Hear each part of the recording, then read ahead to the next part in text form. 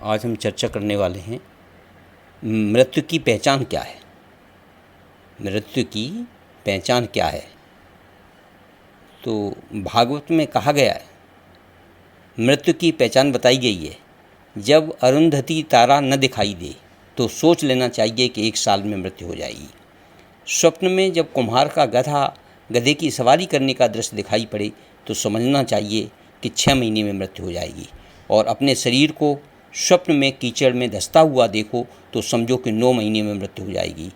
कानों में अंगुली डालने के बाद यदि कोई ध्वनि न सुनाई पड़े तो समझो कि 8 दिनों में मृत्यु हो जाएगी।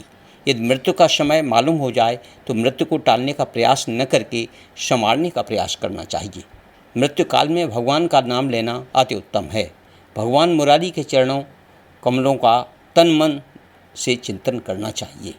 मृत्यु सूचक अन्य संकेत क्या हैं? अगर दीपक की लौ न दिखाई दे, पहला।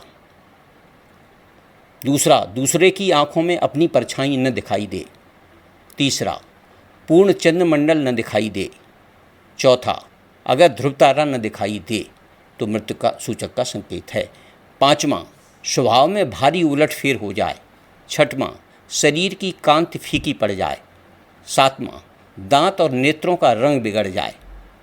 आठवां, दिन में तारे दिखाई देने लगें। नौवां, कानों को उंगली से बंद करने पर अनहद न सुनाई दे। 10वां, तेल, दर्पण और जल में अपना रूप न दिखाई दे, अपनी छाया दिखाई न दे। 11, छींक, विष्ठा, मूत्र और शुक्रपात एक साथ होने पर समझना चाहिए कि यह मृत्यु सन्निकट है। ऐसा मृत्यु सूचक संकेत हैं। मृत्यु से भय क्यों? भगवान का आश्रय लेने वाला भयमुक्त हो जाता है। मृत्यु को सुधारना है तो प्रत्येक क्षण को सुधारो। वासना ही पूर्व जन्म का कारण होती है। ध्यान करते समय मन एकाग्र न हो तो पुनः पुनः भगवान के नाम का चिंतन करो। मानव जीवन की अंतिम परीक्षा मृत्यु है। जिसका जीवन सुधरा हुआ है उसकी मृत्यु भी सुधर जाती है। मृत्यु तब सुधरती है जब प्रत्येक क्षण सुधरता है। जीवन उसका सुधरता है जिसका समय सुधरा हुआ है। समय उसी का सुधरता है जो समय का मूल्य जानता है। इसलिए क्षण क्षण कण कण का सदुपयोग करो। मृत्यु और दुख के भय का कारण है अमृतत्व में निष्ठा का अभाव। जो वर्तमान को नहीं समझ सकता वह अनादि और अनंत को कैसे समझेगा। भोग्य वस्तु में वासना का उदय न होना वैराग की चरम अवधि है। चित्त में अहंकार का उदय न होना बोध की चरम अवधि है। लीन हुई वृत्तियों का पुनः उदय न होना उपरामता की चरम अवधि है।